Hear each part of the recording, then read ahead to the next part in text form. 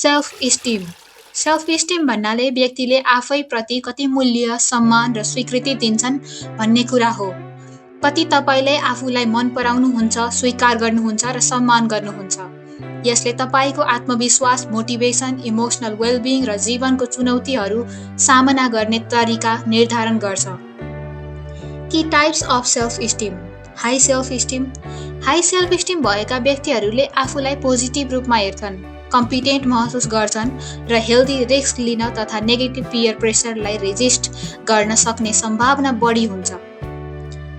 Science, आत्मविश्वास, realistic expectations र healthy relationship बनाउन सक्ने क्षमता। Low self esteem. Low self esteem भएका व्यक्तिहरू प्राय आफ्ना क्षमतामा शङ्का गर्छन्, कमजोरीमा ध्यान दिन्छन् र आफूलाई वर्थलेस वा इन्फेरियर महसुस गर्छन्। Signs, self criticism, negative self talk र च्यालेन्जबाट टाढा रहनु। Global self esteem. यो तपाईँको सम्पूर्ण general sense of self worth हो। तपाईँले आफूलाई सम्पूर्ण रूपमा कस्तो महसुस गर्नुहुन्छ, यो समयसँगै स्टेबल हुन्छ र तपाईँको ओभरअल मेन्टल हेल्थ र सेटिस्फ्याक्सनमा असर गर्छ। Specific self esteem.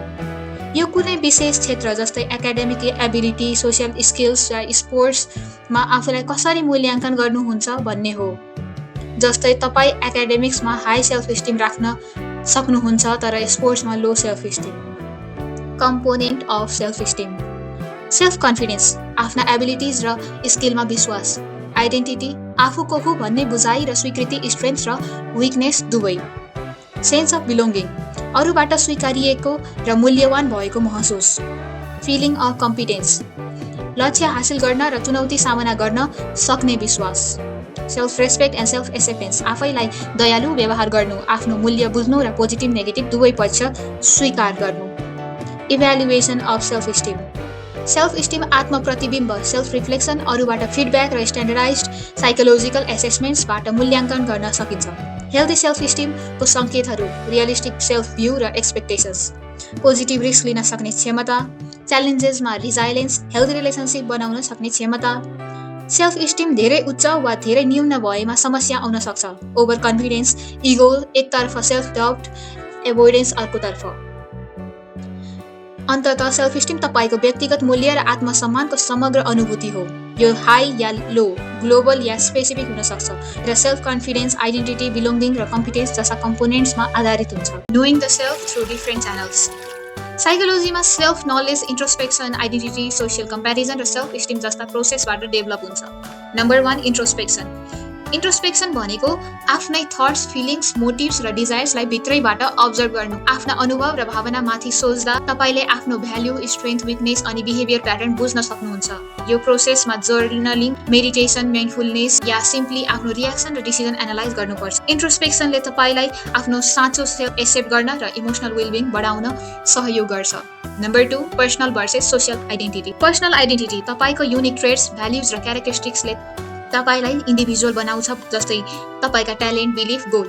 Social identity, group membership जस्तै नेसनालिटी, रिलिजन, प्रोफेसनबाट आउने सेल्फ कन्सेप्ट। प्रोफेसनल, पर्सनल र सोसियल आइडेन्टिटीको ब्यालेन्सले तपाईँलाई युनिक र समाजसँग जोडिएको दुवै महसुस गराउँछ। जीवनका अनुभव, सोसियल रोल्स र ग्रुप इन्टरेक्सनबाट यी आइडेन्टिटी डेभलप हुन्छ। 3, सोसियल कम्प्यारिजन। सोसियल कम्प्यारिजन भनेको आफूलाई अरूसँग तुलना गरेर आफ्नो एबिलिटी, ओपिनियन या सोसियल स्ट्याटस बुझ्ने प्रोसेस हो। Types, upward comparison, downward comparison. Upward comparison आफूभन्दा राम्रोसँग तुलना गर्नु जसले इम्प्रुभमेन्टको मोटिभेसन दिन्छ। डाउनवर्ड कम्प्यारिजन आफूभन्दा कमजोरसँग तुलना गर्नु जसले सेल्फ इस्टिम बुस्ट गर्छ। सोसियल कम्प्यारिजनले तपाईँको स्ट्रेन्थ, विकनेस र सेल्फ कन्सेप्ट सेभ गर्छ किनभने तपाईँले सोसियल इन्भाइरोमेन्टबाट फिडब्याक पाउनुहुन्छ।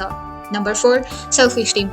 सेल्फ इस्टिम भनेको तपाईँको सेल्फ वर्थ वा पर्सनल भ्याल्युको ओभरअल इभ्यालुएसन हो। यो तपाईँलाई आफूलाई कस्तो महसुस हुन्छ, कन्फिडेन्स कस्तो छ, मोटिभेसन कस्तो छ भन्नेर असर गर्छ। Self esteem, introspection, social comparison र अरूबाट फिडब्याक पाएर डेभलप हुन्छ। यो ग्लोबल, ओभरअल या स्पेसिफिक कुनै डोमेनमा हुन सक्छ। हेल्दी सेल्फ इस्टिम इमोसनल रिजाइलेन्स, राम्रो रिलेसनसिप र लाइफ सेटिस्फ्याक्सनसँग जोडिएको छ।